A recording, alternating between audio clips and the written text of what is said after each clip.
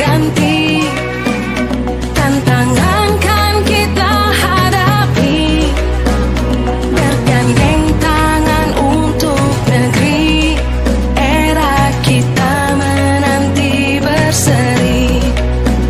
Kita belajar Pancasila, kita bernafas dalam sila-silanya.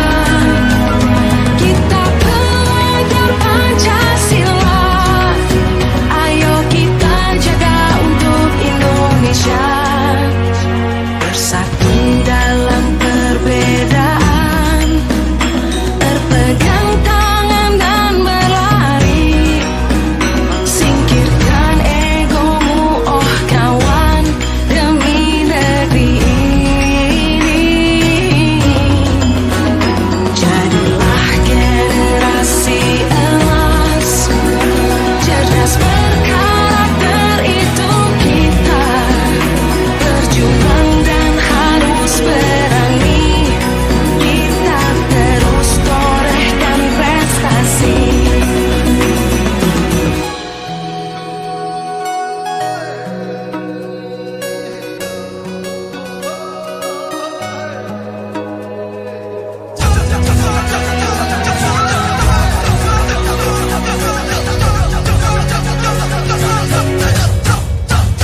Kita belajar Pancasila, kita bernafas dalam sila-silanya. Kita belajar Pancasila, ayo kita jaga untuk Indonesia. Kita belajar Pancasila, kita bernafas dalam sila-silanya. Kita belajar Pancasila, ayo kita jaga untuk Indonesia. Assalamualaikum warahmatullahi wabarakatuh. Waalaikumsalam warahmatullahi wabarakatuh. Sehat semuanya teman-teman? Alhamdulillah. Semangat? Semangat. Tepuk semangat dulu lah. Tepuk semangat. Semangat. Semangat. Kepada yang terhormat Ketua Gugus Paut Nusa Indah, beliau Ibu Siti Solihatun SPD. Kepada yang saya hormati semua pengurus dan anggota Gugus Paut Nusa Indah. Puji syukur alhamdulillah siang hari ini kita bisa bersama-sama berkumpul di TK Pertiwi 140713 Ciliwungun dalam keadaan sehat walafiat. Ibu-ibu yang saya hormati, ibu-ibu guru yang hebat semuanya, pada pertemuan Gugus kali ini saya akan menyampaikan tentang aksi nyata modul 1.4, yaitu tentang budaya positif.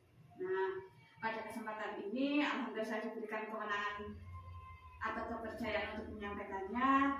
Semoga nanti yang saya sampaikan atau yang saya paparkan akan bermanfaat untuk ibu semuanya. Sebelumnya, aksi nyata ini saya sampaikan kepada ibu-ibu semuanya sebagai salah satu bentuk tugas saya sebagai calon guru penggerak angkatan 6 Kabupaten Kebumen. Nah, saya sebagai salah satu CGP angkatan 6 di bawah fasilitator Ibu Sri Mulyani Nati dan Ibu pengajar praktiknya adalah Ibu Trisni Atmawati. Pada kesempatan kali ini saya akan mengangkat prakarsa perubahan yang telah saya lakukan, yaitu menanamkan rasa empati. Nah, agenda kita hari ini ada 3, yaitu pembukaan. Nanti pembukaan kurang lebih sekitar 15 menit. Kemudian ada kegiatan inti kurang lebih 30 menit. Dan kegiatan penutup kurang lebih selama 15 menit. Ibu-ibu yang saya hormati, acara yang pertama yaitu nanti pembukaan. Adapun acaranya adalah 1 doa, 2 menyanyikan lagu Indonesia Raya, 3 menyampaikan tujuan pembelajaran, 4 kesepakatan pembelajaran, dan yang kelima ice breaking. Pembukaan yang pertama yaitu doa supaya acara pada hari ini bisa berjalan dengan lancar tanpa ada halang suatu apapun. Marilah bersama sejenak kita berdoa menurut agama dan keyakinan masing-masing. Berdoa dimulai. Selesai. Kita lanjut kepada pembukaan yang kedua, yaitu menyanyikan lagu Indonesia Raya. Kepada ibu-ibu guru hebat semuanya, disilahkan untuk berdiri.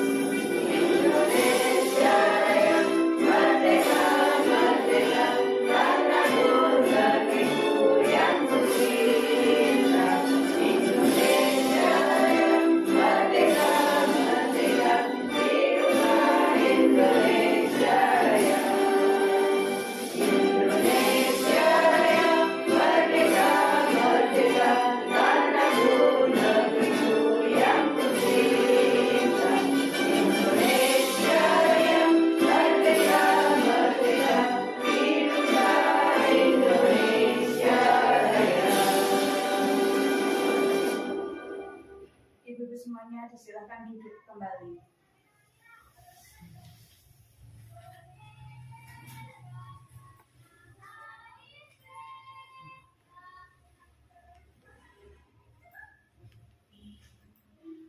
Acara selanjutnya adalah tujuan pembelajaran.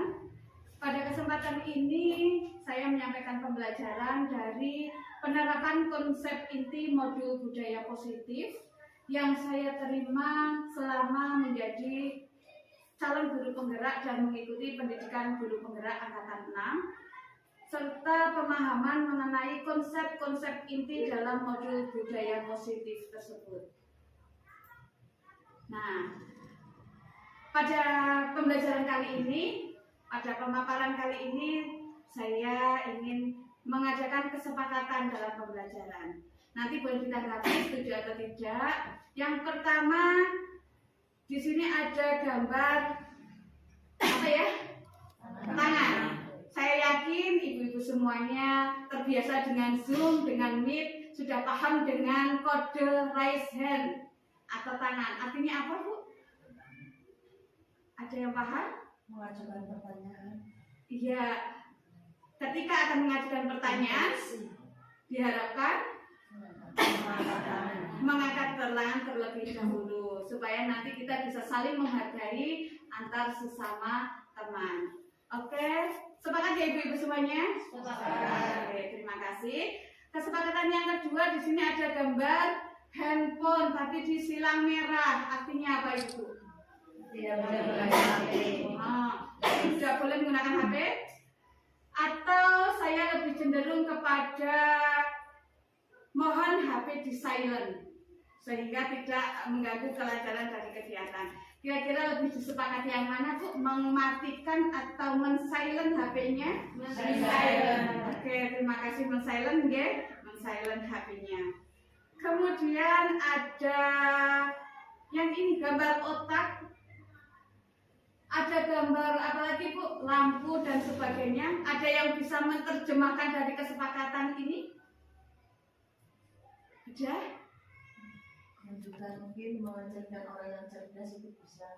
Mungkin yang cerdas. cemerlang. Iya betul sekali. Nanti dari yang akan saya paparkan, nanti mungkin ibu-ibu ada ide, ada tanggapan dan sebagainya, atau ada pendapat dan sebagainya, nanti bisa disampaikan. Tapi dengan kembali kepada kesepakatan yang pertama, ketika mau berpendapat silahkan dengan mengangkat tangan terlebih dahulu. Oke. Nah yang ini Bu, emoji ini ada yang paham apa maksud saya? Kesepakatan ini mungkin ada yang paham? Yang sudah disetujui dikasih. Oh, yang dikasih tanda boleh. Tadi kalau sudah disetujui kasih jempol. Sip, berarti itu imbalan atau pujian ya. Saya di sini mengharapkan bahwa pada pembelajaran ini tidak ada yang sedang bersusah hati. Saya berharap ketika ada pemaparan seperti ini, panjenengan semuanya dalam keadaan bahagia, gembira, karena dengan mengawali aktivitas kita sudah gembira, insya Allah yang akan kita terima lebih dapat kita resapi. Tapi kalau kita dalam keadaan yang tidak gembira, nanti apapun informasi yang diterima akan sia-sia. Kira-kira untuk ibu-ibu semuanya ada 4 kesepakatan pembelajaran. Apakah semuanya sepakat? Sepakat. Oke, terima kasih.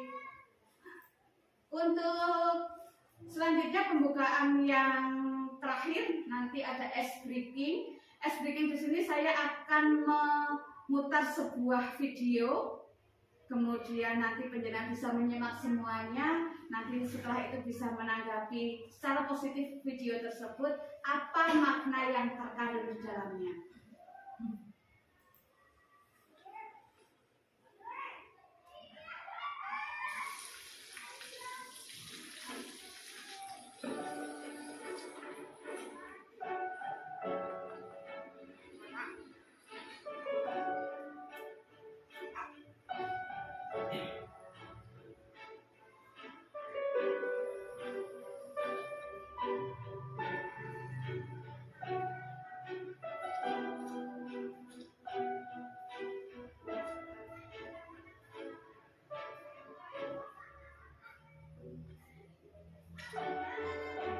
เขาจะได้อะไร ถ้าเขาทำแบบนี้ทุกวัน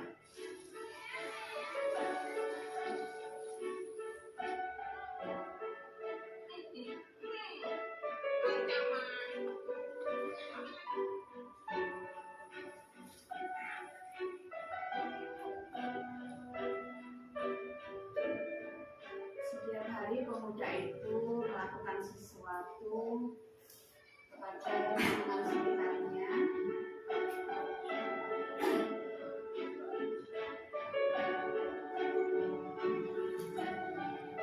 เขาจะไม่ได้อะไรเลย ไม่ได้รวยเกิน ไม่ได้ออกทีวี ไม่มีใครรู้จัก Yang tidak Menjadiชื่อเสียงที่มากขึ้น atas yang dilakukannya.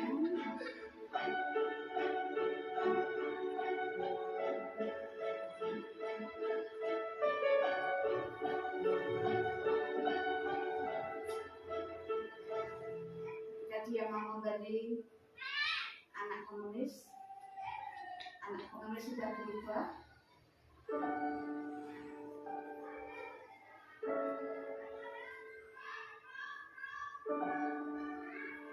เพราะสิ่งที่เขาได้ คือได้แค่ความรู้สึก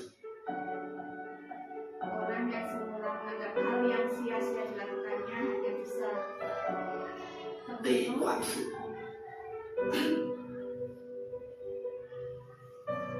ได้เข้าใจ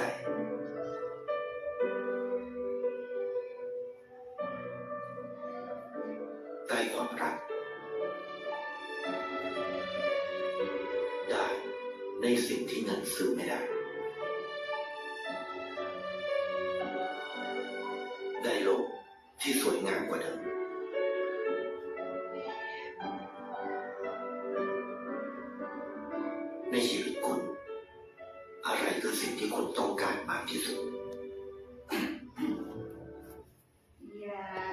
kasih ibu-ibu semuanya. Itu video yang saya sampaikan kepada ibu-ibu semuanya. Ibu-ibu sudah menyaksikannya.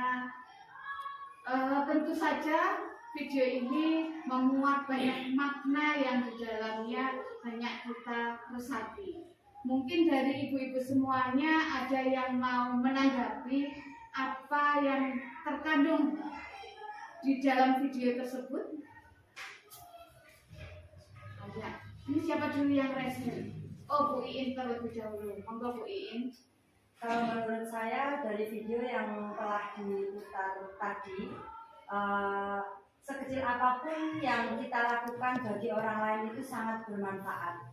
Walaupun kita lakukan setiap hari, bahkan belum terlihat atau sepele tidak bermanfaat, ternyata itu untuk kedepannya itu merubah yang lebih baik jika kita lakukan terus-menerus dan dengan tulus dan ikhlas. Luar biasa, aplaus buat Bu Iin. Oke, sekarang tadi ada Bunda Fat yang akan menyampaikan tanggapan baiknya. Monggo. Tanggapan saya, pemuda ini sangat berempati dengan lingkungan sekitarnya. Walau dengan hewan, orang lain yang tidak dia kenal, tapi dia melihat kebahagiaan yang diberikan kepada lingkungannya, dia akan menjadi bahagia. Walaupun tidak bisa dibeli dengan uang ya. Walaupun kebahagiaannya tidak bisa dibeli dengan uang. Super sekali, tepuk tangan bersama. Ya, terima kasih atas segala tanggapan baik terhadap video ini. Akan kita lanjutkan pada kegiatan inti. Ibu-ibu guru hebat semuanya, kita sampai di kegiatan inti. Di kegiatan inti ini ada 5 kegiatan, yaitu saya akan menyampaikan tentang latar belakang, kemudian tujuan implementasi, lini masa implementasi, tolak ukur keberhasilan, dan rencana tindak lanjut.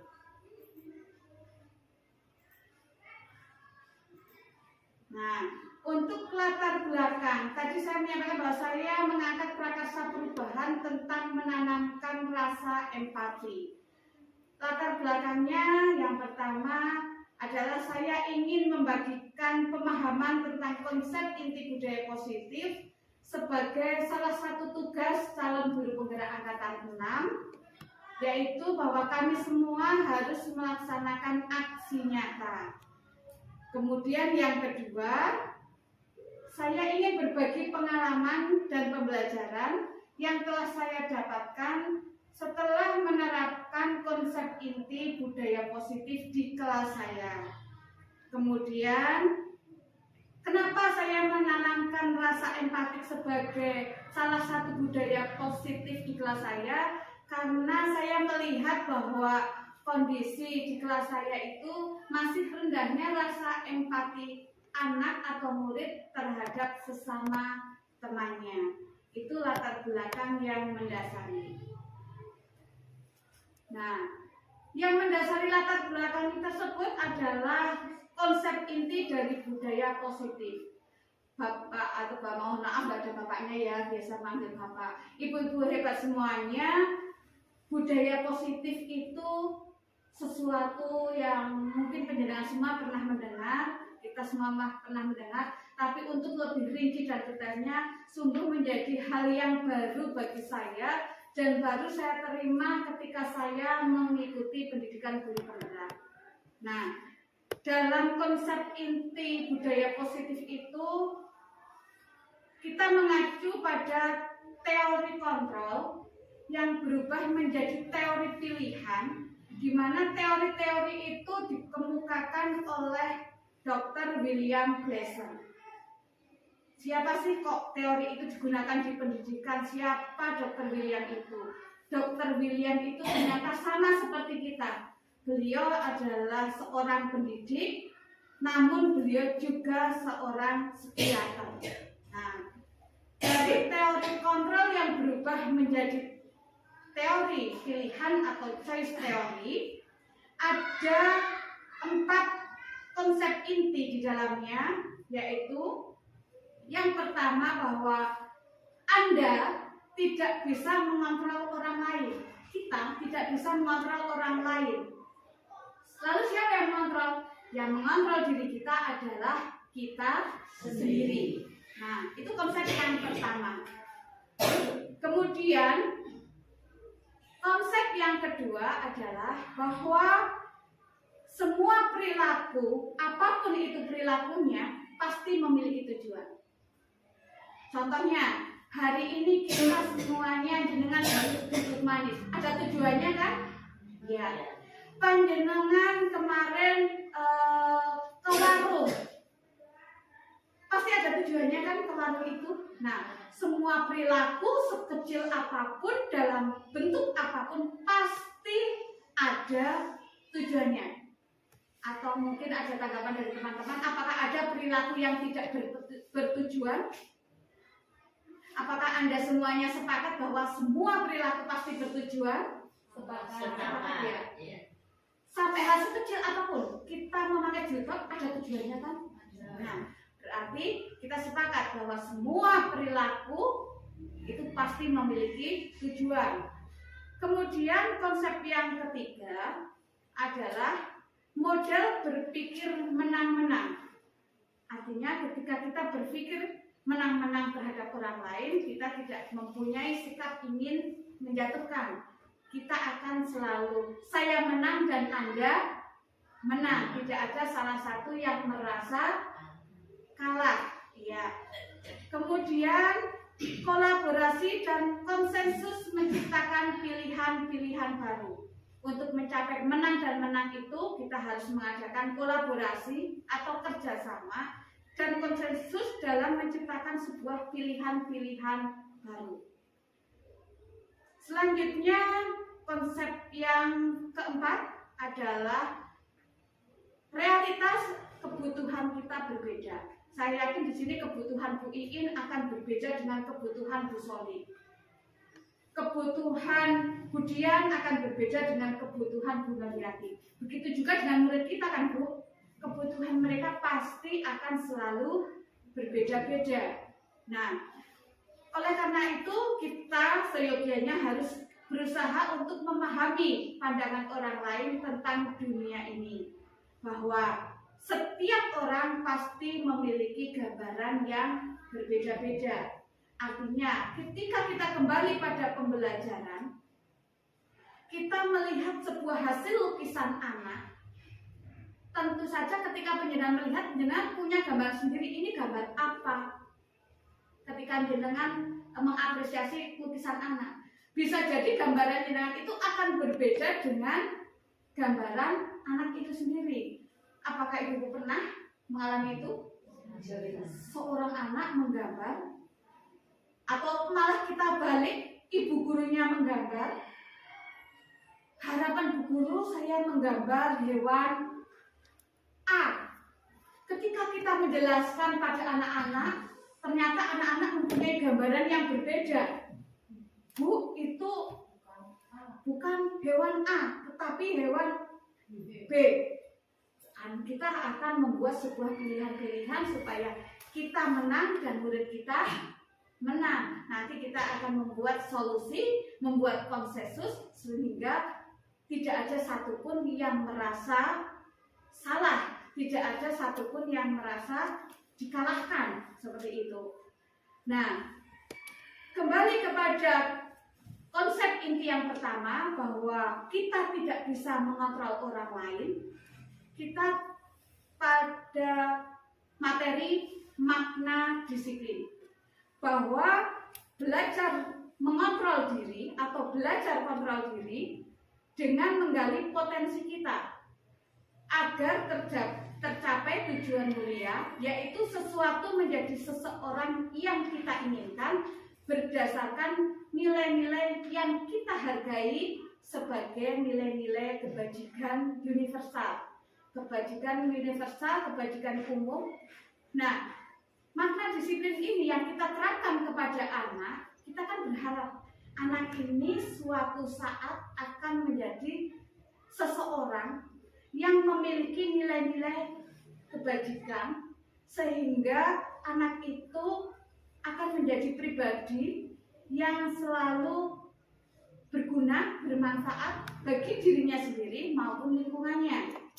Tentu saja itu tidak akan lepas dari filosofi Ki Hajar Dewantara bahwa pendidikan itu adalah menuntun sebuah kodrat kepada anak, kodrat alam maupun zaman, sehingga anak itu bisa mencapai keselamatan dan kebahagiaan yang setinggi-tingginya sebagai dirinya sendiri, sebagai pribadi maupun sebagai anggota masyarakat.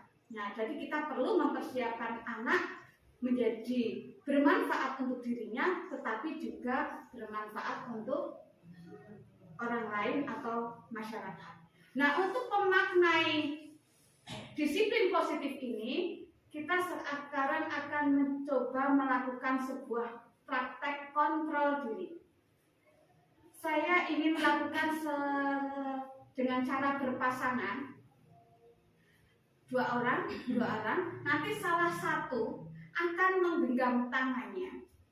Bayangkan di dalam tangannya itu ada sesuatu yang benar-benar berharga buat panjenengan.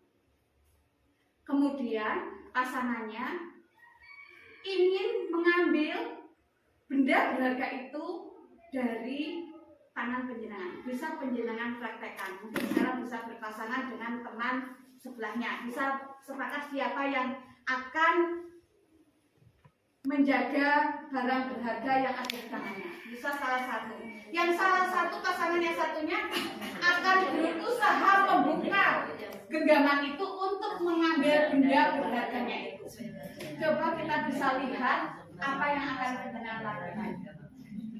Kalau tidak ada barangnya, bisa panjenengan bayangkan bahwa itu sesuatu yang sangat-sangat berharga dalam panjenengan. Silakan bisa dimulai dari sekarang. Yang megang salah satu, yang satu berusaha membuka. Silakan. Dimulai. 1, 2, 3. Silakan. Silakan. Ini barang berharga bagi saya. Jadi Saya yang hitung sampai 10. Silakan yang satu berusaha untuk membuka. 2,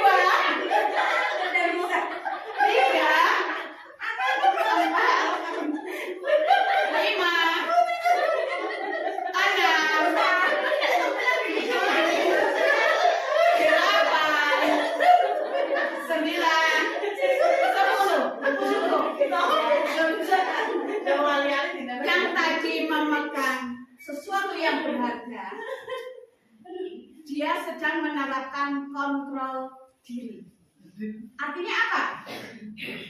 Ya, seberapa kuat pasangan itu akan membuka genggaman itu dan mengambil barang berharga di dalam genggamannya itu. Seberapa kuat orang itu, kita memiliki kontrol. Kita akan membuka atau kita akan tetap bertahan untuk tetap menjaga dengan tetap menjaga genggaman kita.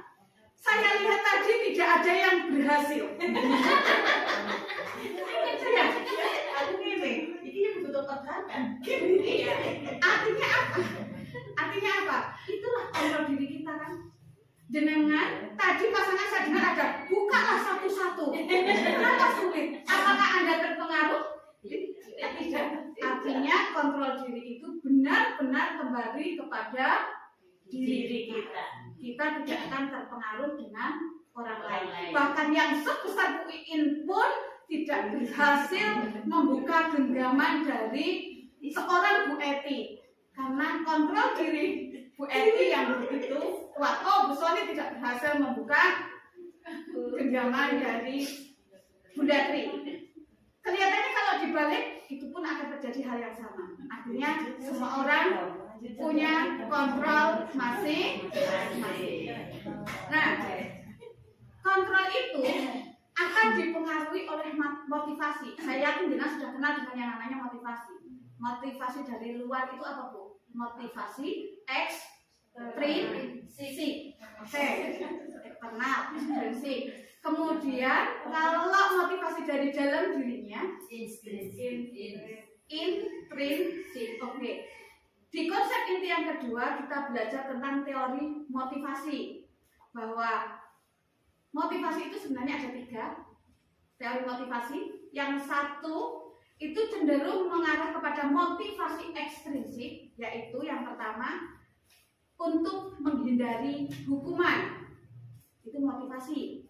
Yang kedua untuk mendapatkan imbalan. Contoh, muridnya Bu Iin berangkat pagi-pagi sebelum jam pembelajaran dimulai. Dalam hatinya, saya tidak boleh terlambat.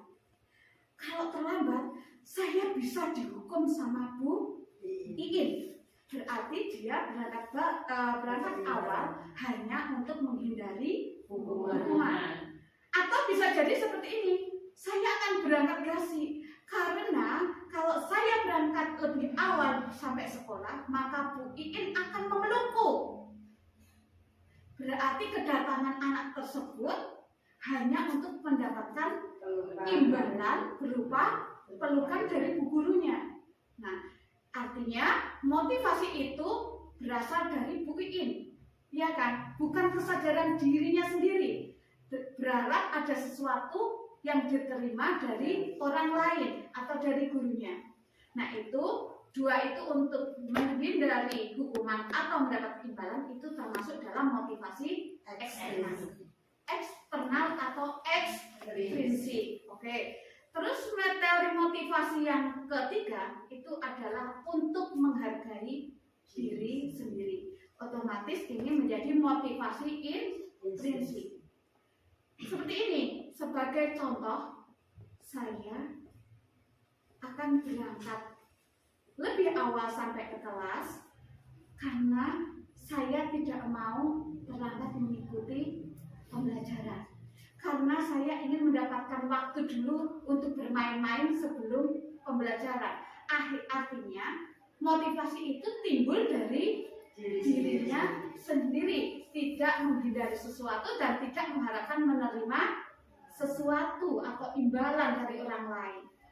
Menurut ibu-ibu hebat semuanya, lebih bagus yang mana? Motivasi itu timbul ekstrinsik atau intrinsik? Intrinsik. Karena jika motivasi itu timbul dari dalam dirinya sendiri, berarti dia sedang berusaha untuk menghargai dirinya sendiri. Saya akan tetap belajar atau berangkat lebih awal. Saya tidak peduli teman saya banyak yang terlambat berangkat. Berarti dia tidak terpengaruh oleh orang lain karena dia punya motivasi sendiri.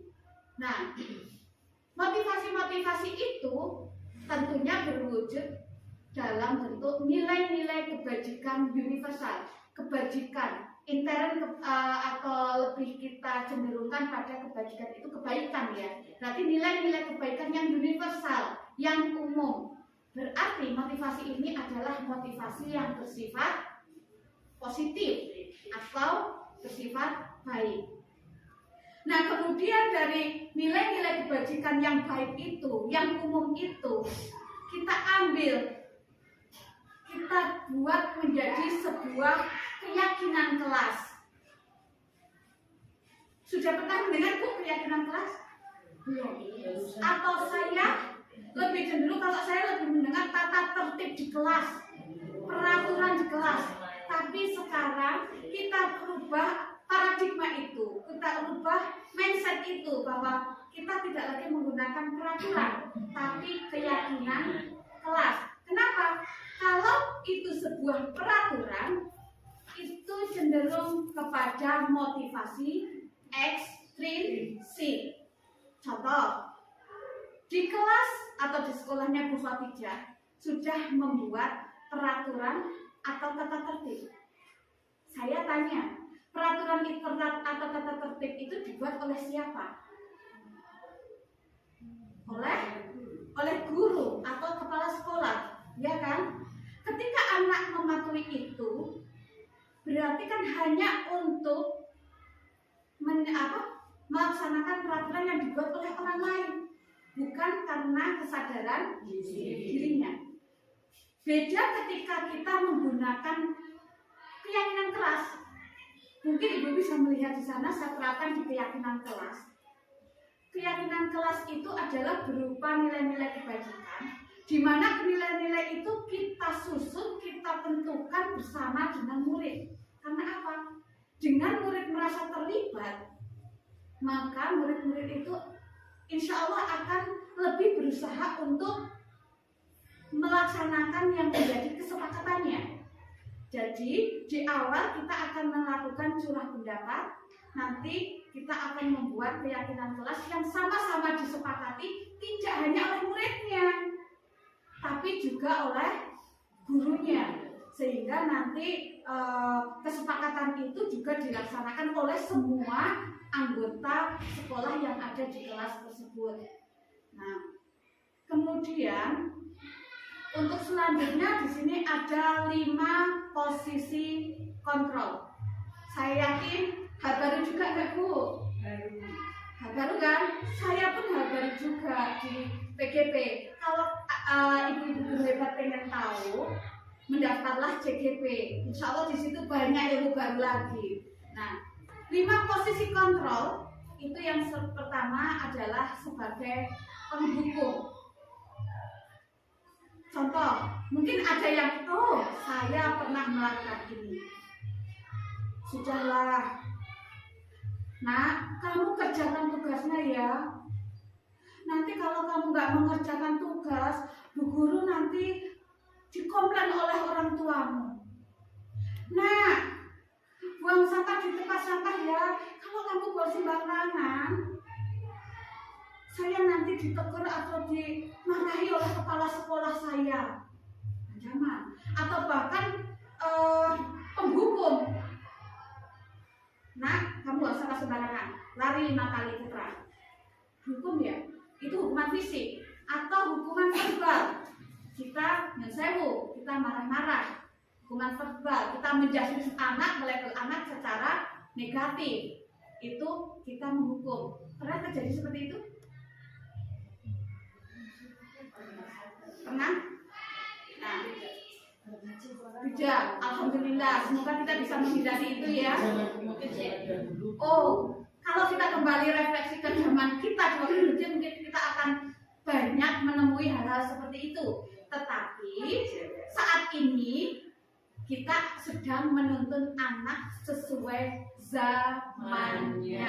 Berarti kita tidak boleh menuntun anak sesuai dengan zaman kita waktu dulu. Kalau dulu masih menggunakan hukuman fisik, hukuman verbal, seyogyanya kita sudah tidak menggunakan karena itu sudah bukan zamannya lagi. Ya. Kemudian penjenengan posisi kontrol terhadap murid itu sebagai pembuat rasa bersalah. Ayolah, nanti ibu gimana loh? Kamu gimana sih tidak mengerjakan tugas? Seakan-akan anak dibuat seperti ini. Tidak ada hukuman loh di sini. Anak tidak dihukum apa-apa, tapi anak supaya anak jadi, ya Allah, saya bersalah pada Bu Guru. Akan membuat rasa tersebut ada pada anak. Kira-kira baik nggak? Untuk tumbuh kembang anak. Tidak baik juga, kurang baik ya. Tapi saya yakin kita mungkin pernah sekali 2 kali melakukan itu. Nah, kemudian sebagai kontrol sebagai teman. Kontrol sebagai teman mungkin ada yang bisa mencontohkan. Kita memposisikan sebagai teman dari murid. Sebenarnya ada teman yang tidak bisa mengerjakan atau tidak mau, mungkin ada teman lain yang ayo kerjakan, nanti tak ajari seperti itu, atau gua tak temani gitu. Oke, luar biasa. Ada dari Bu Daru? Baik Ibu, terima kasih. Mungkin seperti ini ketika guru menjadi teman di posisi kontrol ini, mungkin saat anak-anak sedang mengerjakan seperti itu, guru bergabung. Kemudian, ayo loh nak dikerjakan. Nanti kalau tidak dikerjakan, apa kamu nggak kasihan sama ibu seperti itu? Atau lebih tepatnya ketika sedang mengerjakan seperti itu Bu, seperti ketika sedang mengerjakan, jadi guru ikut membantu anak tersebut dan lebih ke apa ya, tidak seperti tadi di posisi kontrol memberi hukuman, kemudian membuat rasa bersalah. Jadi lebih ke, jadi seperti guru sama anak itu sama seperti itu, Bu. Mungkin Posisinya. bisa dilengkapi oleh Bu Enda, silakan Ibu. Terima kasih, luar biasa. Kita sebagai guru bisa memposisikan anak sebagai, atau memposisikan diri kita sebagai teman bagi anak. Tapi itu juga ada sisi-sisi kurang baiknya, karena nanti juga anak akan ketergantungan kepada kita. Nanti ketika kita tidak bisa masuk sekolah dan dia bertemu dengan guru yang lain, maka akan berubah menjadi berbeda lagi, karena dia tidak menemukan sosok teman di guru yang menggantikan. Kemudian ada 5 posisi kontrol selanjutnya adalah sebagai pemantau. Seperti ini contohnya. Saya lihat kamu tadi sudah menulis angka 1. Kita mantau. Oh, kamu baru hanya mengerjakan mewarnainya sampai sekian saja. Belum selesai, ya? Oh ya, masih dapat kerjaannya, tugasnya belum selesai, masih juga kegiatan. Kita hanya mengontrol, memantau kegiatan-kegiatan anak. Nah, sekarang kita pada posisi yang terakhir, manajer. Nah, manajer itu kita mengelola pembelajaran, dan ketika kita menemui anak yang ternyata tidak sesuai dengan nilai keyakinan kelas, misalnya tadi tidak menyelesaikan kegiatan, misalnya saya taruh contoh di keyakinan kelas di kelompok saya adalah membuang sampah di tempat sampah. Suatu saat kita melihat anak membuang sampah sembarangan, kita akan melaksanakan kontrol sebagai penghukum. Apakah anak itu langsung dihukum? Apakah kita akan membuat dia untuk merasa bersalah? Apakah kita akan menasihati dia dengan posisi kita sebagai teman, atau sebagai hanya pemantau? Tadi gue lihat dia membuang sampah di halaman sembarangan, hanya memantau saja, atau kita menjadi manajer? Nah, ketika kita menjadi manajer, menggunakan posisi kontrol manajer, kita akan menggunakan segitiga restitusi, di mana ada 3 langkah yang dapat kita laksanakan, yaitu yang pertama, menstabilkan identitas. Yang kedua, validasi kebutuhan. Yang ketiga, menanyakan keyakinan. Menstabilkan identitas itu contohnya, saya kembali pada kasus misalnya ada anak membuang sampah sembarangan. Menstabilkan identitas bahwa dia tidak satu-satunya orang yang pernah atau sudah melakukan kesalahan. Anda sepakat, Ibu-ibu? Apa ada orang yang tidak pernah melakukan kesalahan? Kita stabilkan dulu identitas anak yang melakukan yang telah melanggar kesepakatan itu. Nah, mungkin dengan cara, Bu Guru pernah lihat kok ada temanmu yang membuang sampah di halaman juga. Atau Bu Guru juga pernah lupa membuang sampah sembarangan. Tapi setelah itu Bu Guru segera ambil.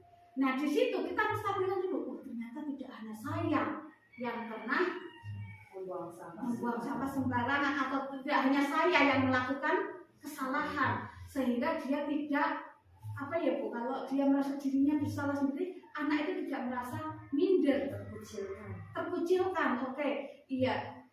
Jadi kita stabilkan dulu. Setelah itu kita validasi kebutuhannya. Sebenarnya kita tanyakan alasan dia apa. Kenapa dia mau membuang sampah sembarangan? Kita dengarkan alasan-alasan itu tanpa kita menggurui, kita dengarkan semua alasannya. Kalau kita di anaknya sudah stabil, insya Allah anak itu akan menyampaikan alasannya dengan lebih rileks, dengan sejujurnya, tanpa takut terintimidasi oleh orang lain atau takut dihukum oleh orang lain. Nah, ketika kita sudah tahu, kita akan menanyakan keyakinan. Bukankah kita kemarin sudah sepakat bahwa kita akan membuang sampah di tempat sampah. Nah, dengan seperti itu dia anak secara alami dia akan menyadari bahwa oh ternyata yang saya lakukan salah. Kemudian oh Bu, tadi berarti saya salah membuang sampah sembarangan. Kita akan pancing, kita akan pantik dengan pertanyaan, kalau berbuat salah saya harus bagaimana? Aku tidak akan mengulanginya. Itu akan secara alami muncul dari anaknya. Disitulah kita akan membangun motivasi intrinsik dengan cara segitiga restitusi. Nah, apapun yang kita lakukan di pembelajaran itu, kita tidak akan lepas kepada 5 kebutuhan dasar manusia. Yang pertama apa Bu? Bisa terbaca atau tidak? Bertahan hidup. Dia akan bertahan hidup. Kemudian penguasaan, kasih sayang dan rasa diterima, kesenangan dan kebebasan. Ini adalah 5 kebutuhan dasar manusia yang tidak hanya dimiliki oleh orang dewasa seperti kita, tetapi juga dibutuhkan menjadi kebutuhan dasar murid-murid kita yang seyogianya harus terpenuhi oleh kita selaku pendidik. Nah, ibu-ibu yang hebat semuanya, hal yang saya sampaikan di konsep inti ini adalah hal-hal yang baru buat saya. Entahlah kalau buat panjenengan. Kalau pribadi saya tertarik karena saya sudah menerapkan segitiga restitusi dan itu efektif dilaksanakan. Saya sudah membuat keyakinan kelas. Ternyata anak lebih bersemangat daripada melaksanakan sebuah peraturan. Saya sudah melaksanakan itu. Nah, kalau memang nanti ibu guru hebat, wah ternyata saya saat ini belum berkesempatan untuk mengikuti pendidikan guru penggerak. Tetapi kok saya setelah ini ingin tahu lebih banyak tentang materi-materi yang ini, nanti kita bisa membuat sebuah grup atau membuat sebuah komunitas. Nanti di dalamnya saya bisa sharing, nanti teman-teman bisa bertanya. Kalau saya bisa menjawab akan saya jawab. Kalau saya tidak bisa, tentu saja saya akan mencari jawaban yang betul dulu kepada yang lebih menguasai. Yang saya dapatkan dari pendampingan individu kemarin adalah yang saya sampaikan penjelasan, bangunlah kedekatan kepada murid, bangunlah kedekatan antara seorang pendidik dengan murid. Ketika panjenengan sudah merasakan kedekatan itu dengan murid, atau murid sudah merasa sangat dekat dengan gurunya, artinya gurunya sudah berhasil memanusiakan murid. Ya Bu, paham? Ketika ada murid yang takut kepada seorang guru, kembalilah kepada diri kita sendiri. Apakah kita sudah bisa memanusiakan murid kita secara baik? Nah, kita akan lanjutkan tentang kenapa saya mengimplementasikan penanaman rasa empati. Yang pertama adalah saya ingin menciptakan budaya positif di kelas. Kemudian murid terbiasa berdoa di segala situasi. Kemudian murid memiliki rasa empati terhadap orang lain. Murid memiliki sikap peduli dan toleransi kepada orang lain. Kemudian untuk lini masa implementasi dalam menanamkan rasa empati di kelas saya atau di kelompok B1, yang saya lakukan pertama adalah memotivasi murid, kedua membuat keyakinan kelas, ketiga menyiapkan kebutuhan implementasi, keempat implementasi itu sendiri. Nah, lini masa implementasi untuk yang pertama adalah memotivasi murid, yaitu saya memberikan contoh-contoh budaya positif yang ada di lingkungan sekitar kita dan menjelaskan keyakinan kelas yang dapat disampaikan oleh anak-anak dalam pembelajaran. Di sini saya bisa menunjukkan contohnya, misalnya ketika orang memberikan atau infak, kemudian memberikan bantuan kepada orang yang membutuhkan, atau yang terakhir ini apa Ibu? Menengok atau menjenguk teman atau orang lain yang sedang sakit. Itu kita gunakan untuk memotivasi murid.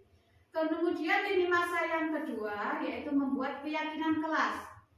Di sini saya mengajak murid untuk curah pendapat dan kemudian memberikan pertanyaan pemantik agar murid itu mau berpendapat tentang keyakinan kelas.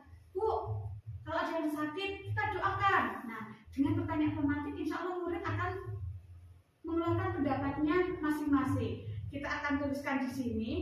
Kalau di jenjang yang lebih tinggi setingkat SMA SMK, keyakinan kelas ini akan ditandatangani Bu. Tapi di jenjang kita di TK, anak mungkin belum berkemampuan untuk itu. Makanya di sini disikapi dengan kebetulan di kelas B1 anak-anak itu sudah bisa menulis namanya sendiri-sendiri. Artinya, kemarin silakan saya bacakan setelah selesai keyakinan kelasnya. Saya bacakan kembali, silakan yang sepakat untuk melaksanakan keyakinan kelas ini, silakan namanya ditempelkan di sini. Dan ternyata anak bersemangat untuk menempelkan dan melaksanakan keyakinan kelas itu. Apakah setelah keyakinan anak benar-benar melaksanakan Bu? Proses. Ketika mereka lupa atau ketika mereka melakukan sesuatu yang bertentangan dengan itu, tugas kita untuk mengingatkan kembali tentang keyakinan kelas yang sudah disepakati. Lini masa yang ketiga yaitu menyiapkan kebutuhan implementasi. Di sini kita itu kemarin belum memiliki kotak infak Bu. Ini bukan kotak ya, ini apa Bu? Iya, kita menggunakan bahan bekas cat untuk kita jadikan sebagai tempat infak. Baik di kelas saya maupun di kelas B2.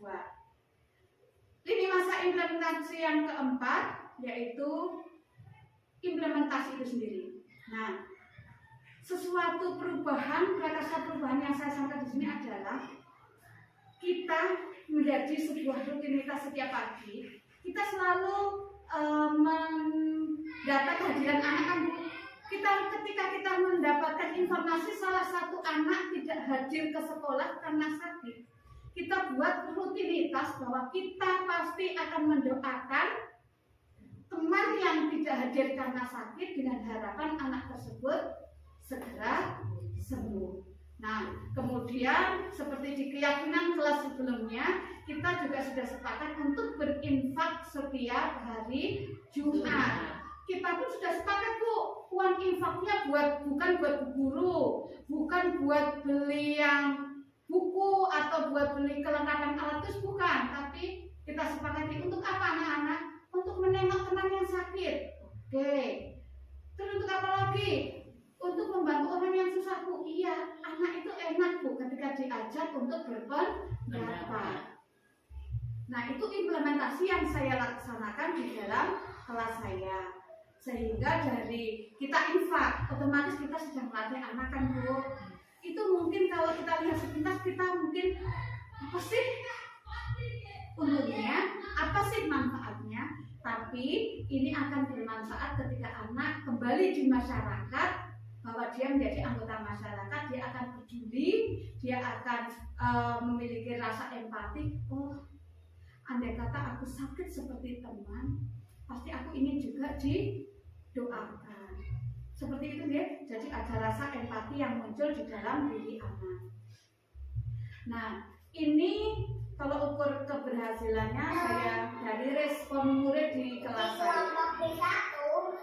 Wenda, aku dan teman-teman sepakat pada hari Jumat akan berinfak. Uang infak itu buat menengok teman yang sakit atau memberi orang yang kesusahan. Wenda memberi contoh, jangan berinfak terlebih dahulu.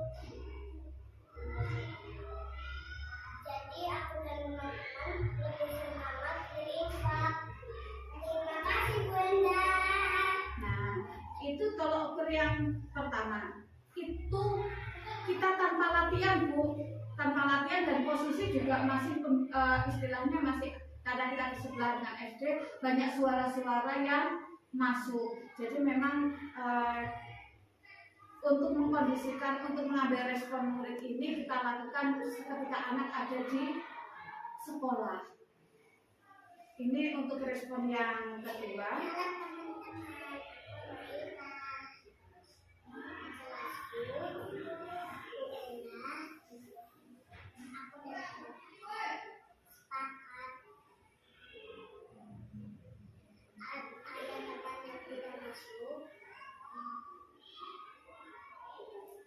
Kita semua mendoakan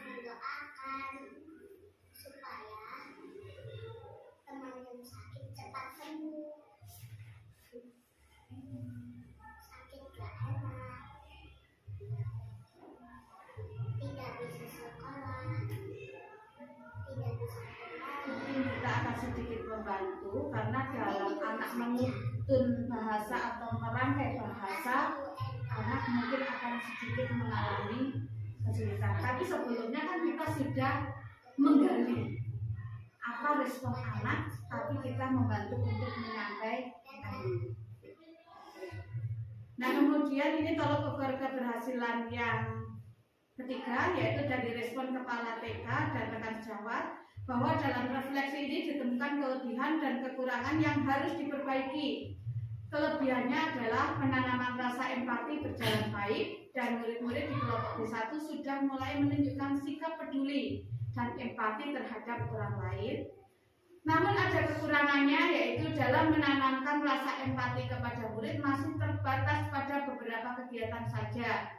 Tadi ada berinfak, kemudian ada mendoakan. Kemarin ada masukan dari rekan sejawat, mungkin bisa ditambahkan dengan cara makan bersama, karena di situ mungkin kita bisa langsung praktek baik, berbagi nggih, atau peduli atau empati kepada teman-temannya yang mungkin pada saat itu lupa tidak membawa bekal. Kemudian belum adanya kontrol ketika murid berada di luar lingkungan sekolah, baik di rumah atau masyarakat. Kira-kira muridnya itu di sini sudah menunjukkan sikap empati. Tapi bagaimana saya tahu? Di luar bagaimana? Murid saya di rumah atau di masyarakat bagaimana? Kita belum tahu. Nah, ini akan menjadi kekurangan yang akan atau harus diperbaiki. Kemudian rencana tindak lanjutnya adalah saya akan membenahi beberapa kekurangan dari hasil refleksi kepala TK dan rekan sejawat. Kemudian mengobservasi kembali implementasi budaya positif yang telah saya lakukan. Kemudian refleksi dengan kepala TK dan rekan sejawat kembali setelah dilakukan observasi. Yang selanjutnya mengimplementasikan ke kelas lain. Dan yang terakhir adalah merefleksi hasil implementasi di kelas lain itu. Ibu guru hebat, kegiatan inti sudah terlaksana dengan baik. Ibu-ibu guru hebat semuanya, tepuk semangat. Semangat. Semangat. Oke, tapi kelihatannya masih bahagia. Supaya lebih bahagia lagi, saya minta kepada Bunda Fat untuk memimpin tepuk ceria. Oke. Tepuk ceria.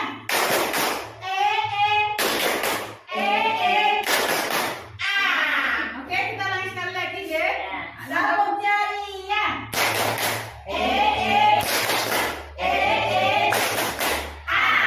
Oke, tepuk tangan untuk kita semuanya.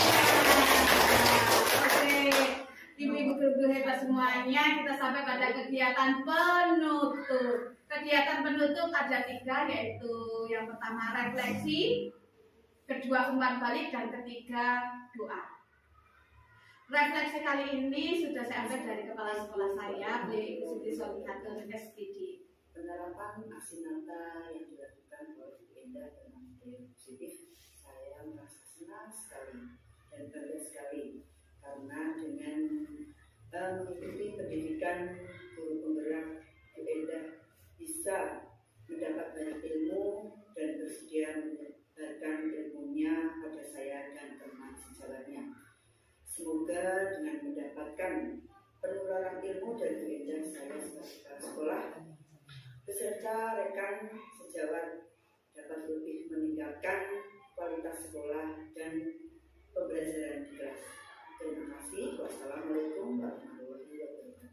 Ya, itu adalah refleksi yang disampaikan oleh Kepala TK Pertiwi 140713, beliau Ibu Siti Solihatun SPD. Terima kasih Ibu Siti Solihatun. Kemudian refleksi yang kedua oleh rekan saya atau kasjawat, beliau Ibu Eti Waniati SPD.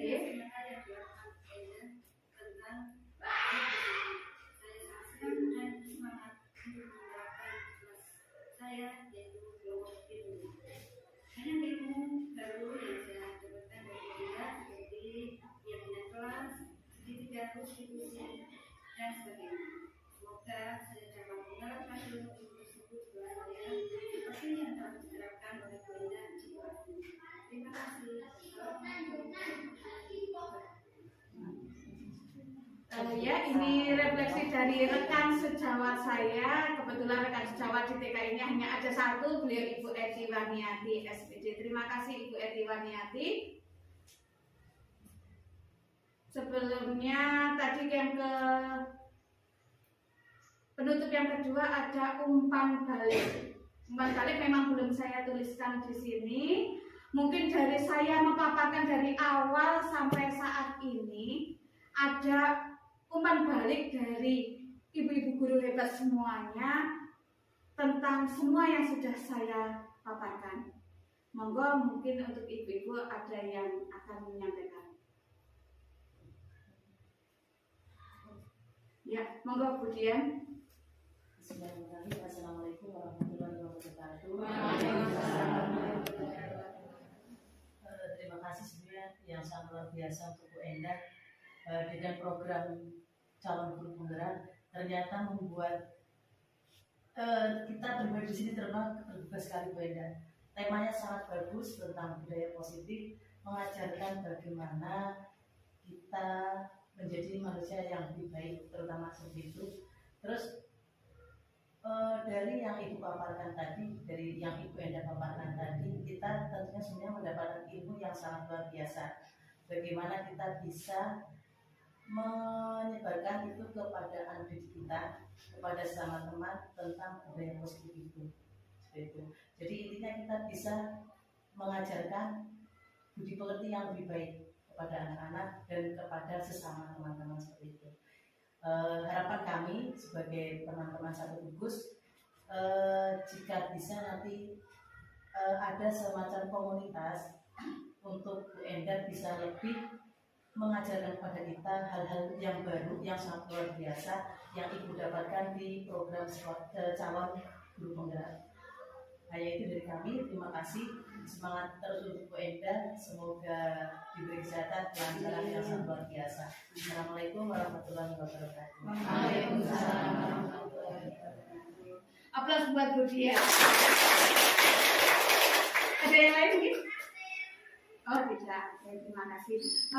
Izinkan saya menanggapi sebentar atas umpan balik yang disampaikan oleh Ibu Dian.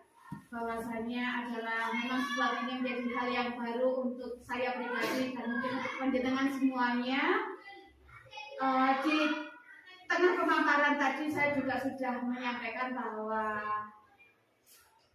apabila nanti ada yang menghendaki, kita bisa membuat komunitas untuk bisa kita sharing, kita berbagi praktek baik, kita berbagi ilmu dan sebagainya.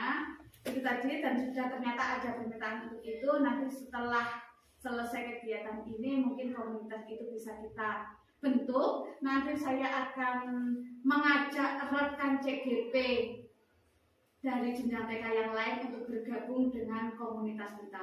Nanti ketika penjenengan akan melaksanakan atau menerapkan yang saya paparkan ini sekolah dan menemui kendala, nanti kita bisa berbagi di komunitas itu. Jadi tidak ada salahnya supaya ilmu kita akan semakin bermanfaat dan membawa keberkahan untuk kita semuanya. Amin. Sampailah kita pada penutup yang ketiga, yaitu doa. Alhamdulillahirrahmanirrahim, acara dari awal sampai selesai sudah berjalan dengan lancar, tidak ada gangguan yang berarti. Semoga kita semua, khususnya saya pribadi, bisa lebih mempertajam, lebih memperdalam ilmu yang saya dapatkan di CGP dan diberikan kemampuan, kesempatan untuk menyebarkan ilmu-ilmu yang telah kami dapat di pendidikan guru penggerak angkatan 6, dan kepada ibu-ibu semuanya bisa bersama-sama nanti kita menerapkan pembelajaran yang baik kepada murid-murid kita sehingga mereka bisa menjadi murid-murid yang selamat dan bahagia di masa saat ini dan masa yang akan datang. Semoga kita semua tetap diberikan kesehatan, keselamatan, kita diberikan kemampuan untuk menjadi pendidik yang amanah kepada murid-murid kita. Dan tentu saja empati yang tadi sudah disampaikan oleh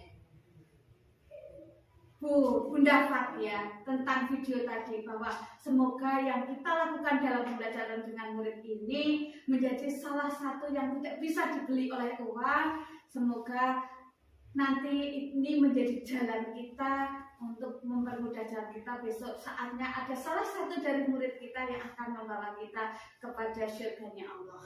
Amin. Terima kasih atas kerjasama dari teman-teman hebat semuanya, dari guru-guru hebat semuanya. Banyak kekurangan, kesalahan dari diri saya pribadi, mohon dimaafkan yang seikhlas-ikhlasnya. Guru-guru hebat semuanya, di penghujung kegiatan pada siang hari ini, marilah kita tutup dengan doa bersama. Kita tundukkan sejenak kepala kita untuk memanjatkan doa menurut agama dan keyakinan masing-masing. Doa dipersilakan. Selesai. Kepada ibu-ibu guru kita semuanya, saya ucapkan terima kasih. Akhirul kalam, wassalamualaikum warahmatullahi wabarakatuh. Waalaikumsalam warahmatullahi wabarakatuh.